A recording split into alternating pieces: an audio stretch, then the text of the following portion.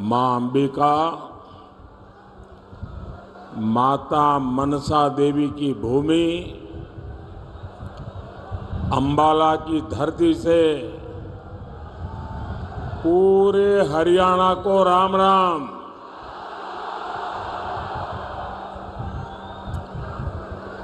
हरियाणा यानी हिम्मत, हरियाणा यानी हौसला, और तभी तो हरियाणा धाकड़ है, धाकड़। और मोदी ने तो कई सालों तक हरियाणा की रोटी खाई है।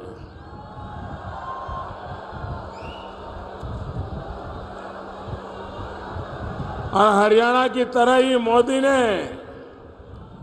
10 साल तक सरकार भी धाकड़ चलाई है।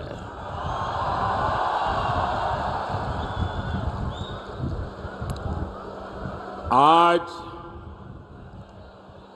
अंबाला के आसमान में रफाल के विमान जब उड़ते हैं तो आपको गर्व होता है कि नहीं होता है? गर्व होता है कि नहीं होता है?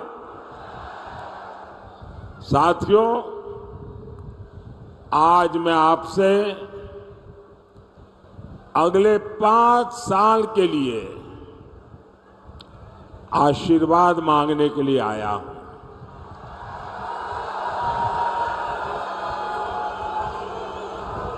आप इतनी बड़ी संख्या में यहां आए, मैं आपका बहुत बहुत आभारी हूं। आज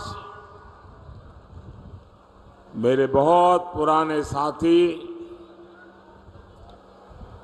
संगठन में भी काम किया, सरकार में भी काम किया, हमारे रतनलाल जी कटारिया जी की बरसी है।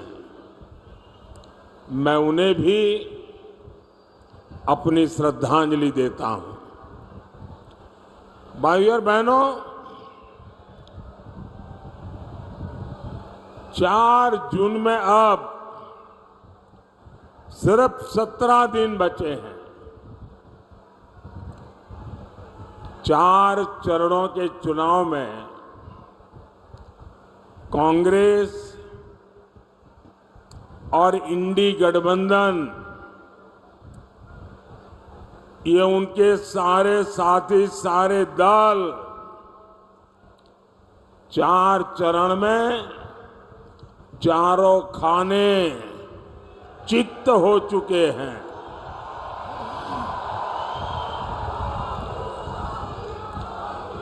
इंडी वालों ने देश के खिलाफ जो भी दांव पेच चले थे, उन्हें चुनाव के मैदान में जनता जनार्दन ने खुद पटकनी दे दी है। और हरियाणा तो वो राज्य है जिसकी रगों में देशभक्ति है। देश विरोधी ताकतों को हरियाणा अच्छी तरह जानता है, पहचानता है। और इसलिए हरियाणा का गांव-गांव, घर-घर एक ही आवाज में बोल रहा है, फिर एक बार, फिर एक बार, फिर एक बार। साथियों, जब देश में एक धाकड़ सरकार होती है तो दुश्मन भी कुछ करने से पहले 100 बार सोचता है।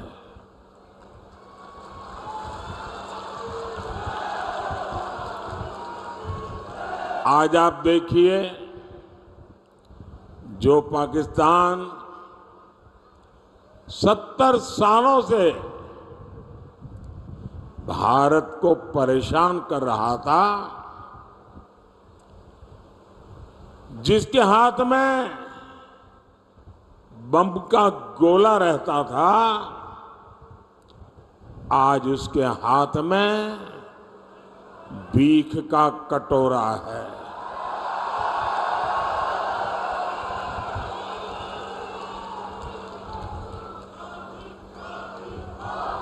जब धाकड़ सरकार होती है तो ऐसे ही दुश्मन कांपता है। साथियों, क्या कोई कमजोर सरकार जम्मू कश्मीर में हालात बदल सकती थी? जम्मू कश्मीर में हालत बदल सकती थी? वो जमाना याद करिए जब कांग्रेस की सरकार थी। हरियाणा की वीर माताएं दिन रात चिंता में रहती थी, कब किसी आतंकी का गोला फट जाए, कब किसी पत्थर से हमारे फौजियों का सिर फट जाए।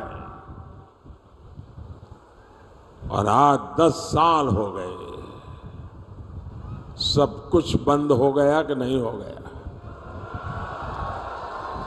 बंद हुआ कि नहीं हुआ? मोदी की धाकड़ सरकार ने 370 की दीवार गिराई और कश्मीर विकास के रास्ते पर चल पड़ा है।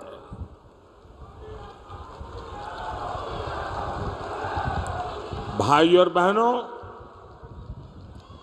कांग्रेस का इतिहास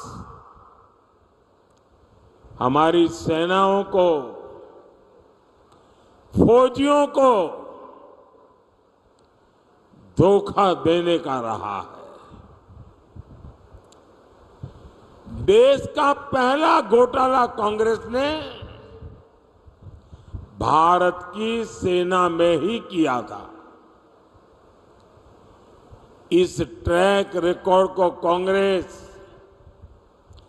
जब तक सत्ता में रही, हमेशा नए नए घोटाले करके उसे उसने बनाए रखा। बोफोर्स घोटाला, पनडुब्बी घोटाला, हेलीकॉप्टर घोटाला, कांग्रेसी भारत की सेनाओं को कमजोर बनाकर रखते थे।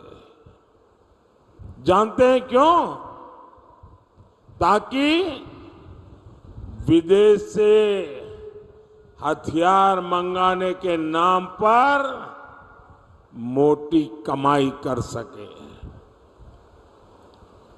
हमारे सैनिकों की छोटी छोटी जरूरतों को तो ये कांग्रेसी पूछते तक नहीं थे।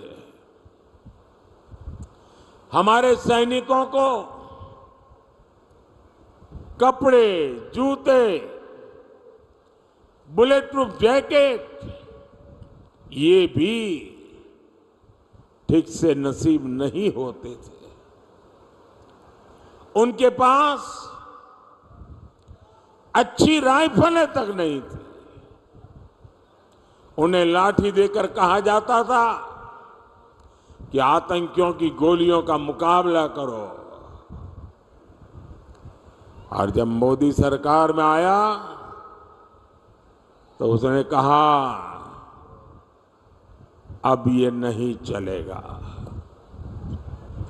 मैंने भारत की सेनाओं को आत्मनिर्भर बनाने का अभियान शुरू किया। आज सेना को मेड इन इंडिया हथियार मिल रहे हैं। जो भारत कभी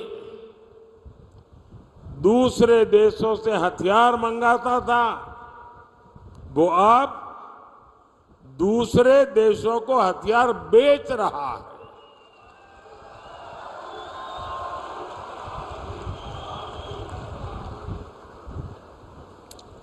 साथियों, कांग्रेस ने हमारे पूर्व सैनिकों के साथ भी विश्वासघात किया। 4 दशक तक कांग्रेस पूर्व सैनिकों को 1 रैंक 1 पेंशन के लिए तरसाती रही। और जब 2013 में उनको लगा कि मोदी एक बहुत बड़ी चुनौती बन गया है, तो उन्होंने जाते जाते 1 रैंक 1 पेंशन के लिए 500 करोड़ रुपए का बजट में प्रावधान किया। और वो 500 करोड़ का कागज लेकर के इस शहजादे हरियाणा में पूर्व सैनिकों के सम्मेलन करते थे, पंजाब में जाते थे, हिमाचल में जाते थे और भ्रम फैलाने का काम करते थे कि देखिए हमने वो आरोपी कर दिया, 1 रैंक 1 पेंशन कर दिया। इनकी झूठ बोलने की इतनी हिम्मत है, इनकी झूठ बोलने की इतनी आदत है, बड़े बड़े पत्रकार भी भ्रम में रहते हैं। ऐसा शानदार झूठ बोलते हैं लोग। भाइयों बहनों, जब आपने मुझे सेवा का अवसर दिया, मोदी ने डंके की चोट पर 1 रैंक 1 पेंशन का वायदा पूरा किया।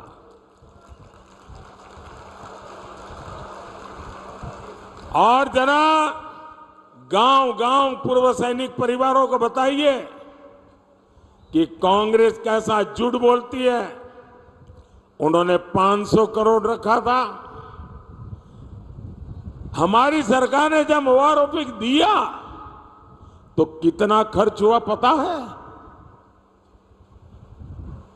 उन्होंने 500 करोड़ का खेल खेला था, हमने 1 रैंक 1 पेंशन दिया, तो अब तक 1,20,000 करोड़ रुपए, उससे भी ज्यादा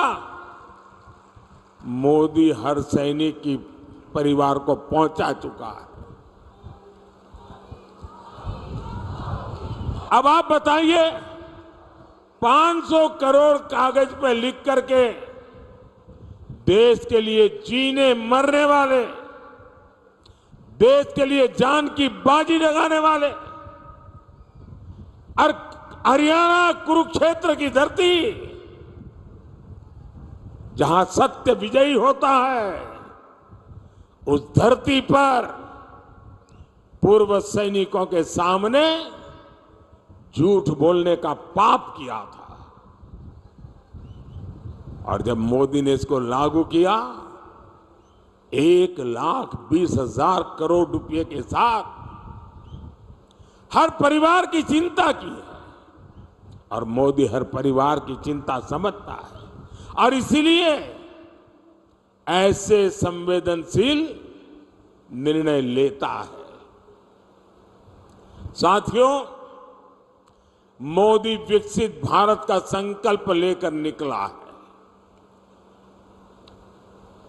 और जब मैं विकसित भारत का संकल्प निकल के निकला हूं, तब हरियाणा का मुझ पर बहुत अधिकार भी है।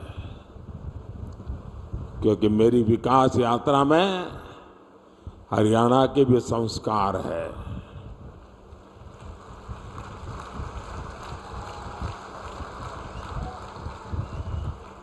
मैं आज आपको गारंटी देता हूं, आपका सपना ही मेरा संकल्प है।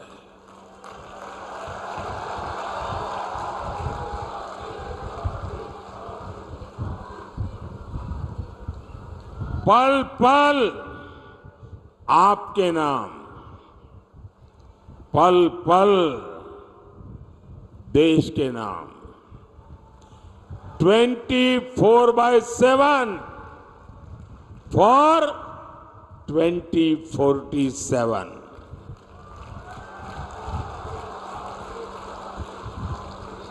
भाइयों बहनों, विकसित भारत के 4 स्तंभ हैं: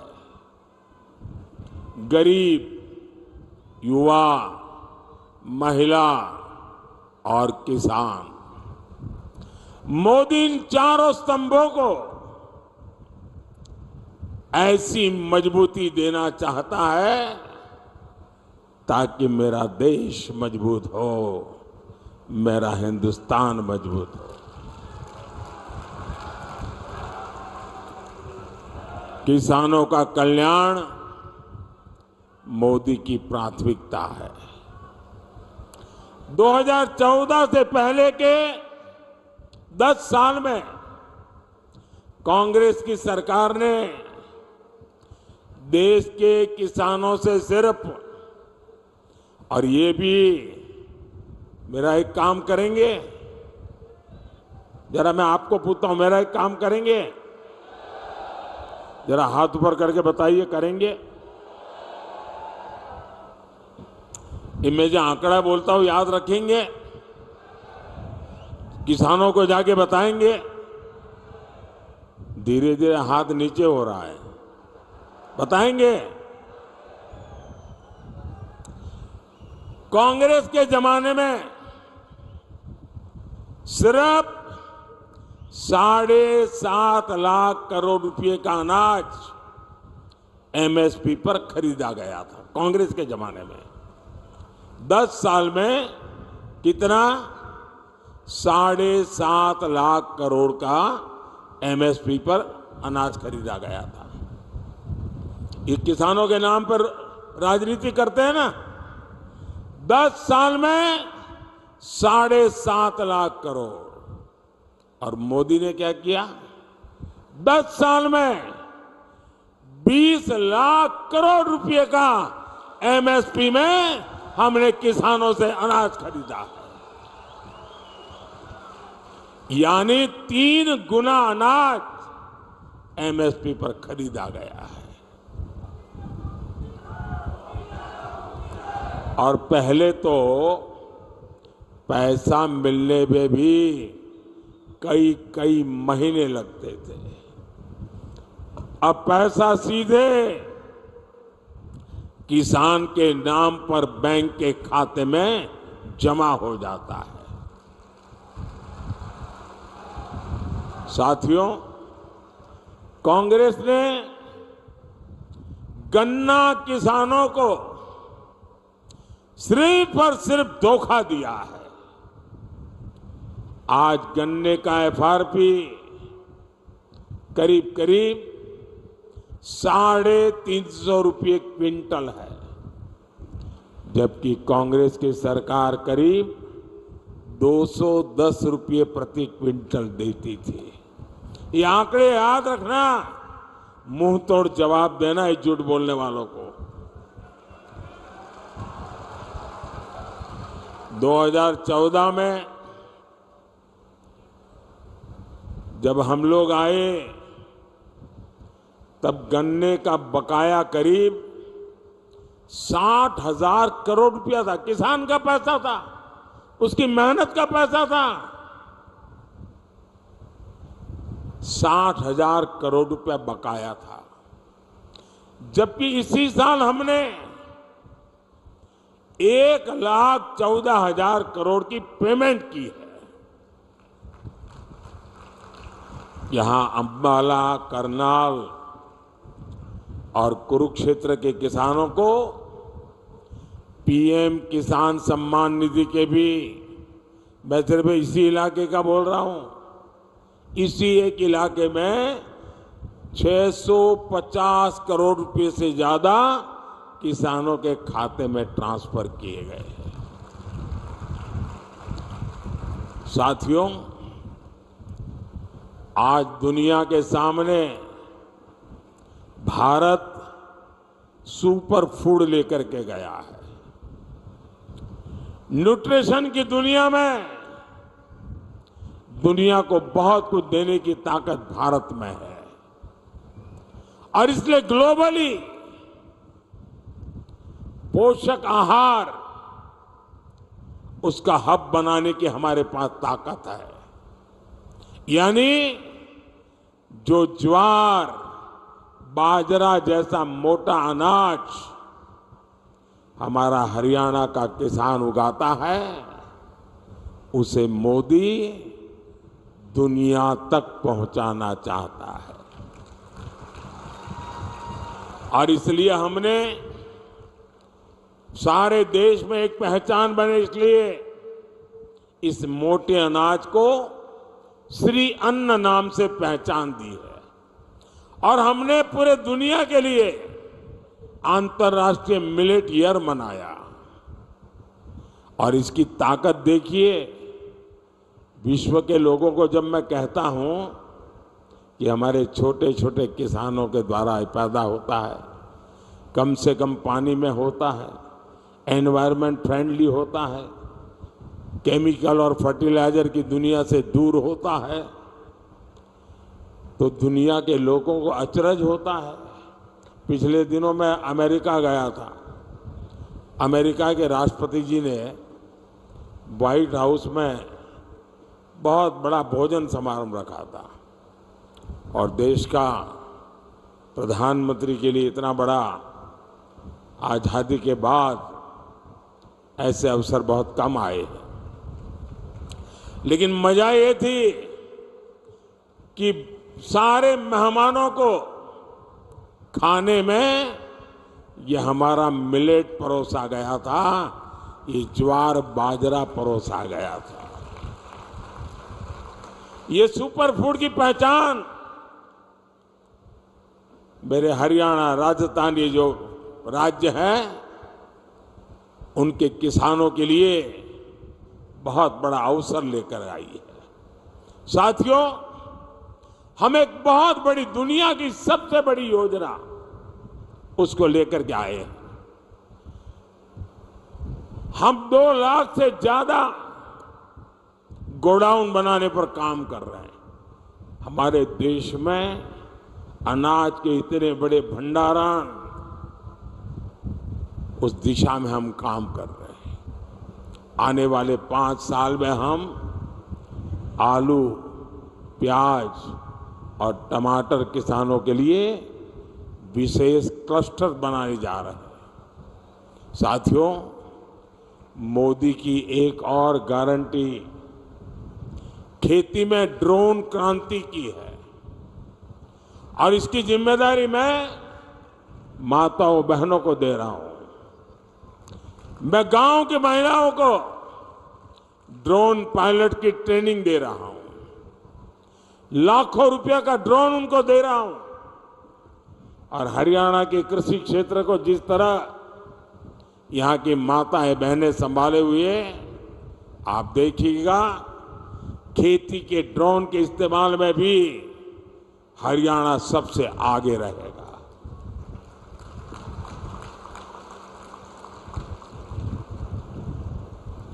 साथियों, खेलों की दुनिया में आज हरियाणा का इतना नाम है, तो उसके पीछे हमारी बेटियों की ताकत है। और मोदी ने बेटियों के लिए सैनिक स्कूलों के भी दरवाजे खोल दिए। अभी एनडीए में महिला कैडेट्स का जो पहला बैच ट्रेनिंग ले रहा है, उसमें बड़ी संख्या में हमारे हरियाणा की बेटियां हैं। साथियों, कांग्रेस को महिलाओं से, किसानों से, नौजवानों से कोई मतलब नहीं है। कांग्रेस को सिर्फ वोट से मतलब है। अब बताइए, दिल्ली और हरियाणा में हाथ में झाड़ू लेकर घूम रहे हैं और पंजाब में कह रहे हैं झाड़ू वाला चोर है। अब इन्होंने हरियाणा वालों को समझ क्या रखा है? भाइयों बहनों, इनके लिए वोट बैंक ही सब कुछ है। अब कांग्रेस के लोग कहते हैं कि एससी, एसटी, ओबीसी का आरक्षण धर्म के आधार पर बांट देंगे। ये दलितों का, पिछड़ों का आरक्षण छीन लेना चाहते हैं। ये लोग अपने वोट बैंक को खुश करने के लिए सिखों और दलितों को नागरिकता देने का भी विरोध कर रहे हैं। कांग्रेस कह रही है कि सत्ता में आए तो सीए कानून को रद्द कर देंगे। साथियों, ये हमारी सरकार है जो अफगानिस्तान के युद्ध क्षेत्र से गुरु ग्रंथ साहब के स्वरूपों को अदब के साथ स्वदेश लेकर के आई है। ये हमारी सरकार है जिसने साहबजादों की याद में वीर बाल दिवस मनाना शुरू किया है। और ऐसे प्रयासों से माता गुजरी जी की इस धरती को जरूर गर्व होता होगा। लेकिन कांग्रेस और इंडी गठबंधन को ऐसे हर प्रयास से दिक्कत है। भाई और बहनों, कांग्रेस और इंडी गठबंधन विकास और विरासत दोनों के विरोधी है।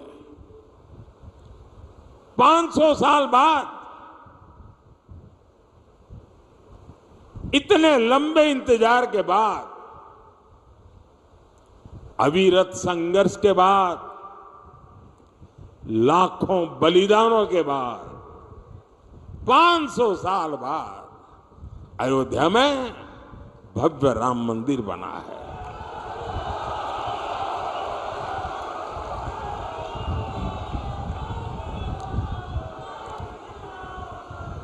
पूरा देश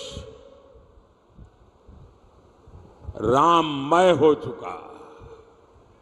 पूरा देश राम मंदिर से इतना खुश है, इतना खुश है, जिसे लोग समझ नहीं पाते हैं। लेकिन कांग्रेस और इंडी गठबंधन के नेता आए दिन मंदिर के लिए अपमानजनक बातें करते हैं। भाई और बहनों, हमारी सरकार अंबाला की दिल्ली से कनेक्टिविटी बढ़ाने के लिए लगातार काम कर रही है। हम यहां के एयरफोर्स बेस को उड़ान योजना से भी जोड़ रहे हैं। बहुत जल्द ही आप अंबाला से दूसरे शहरों के लिए हवाई जहाज पकड़ सकेंगे।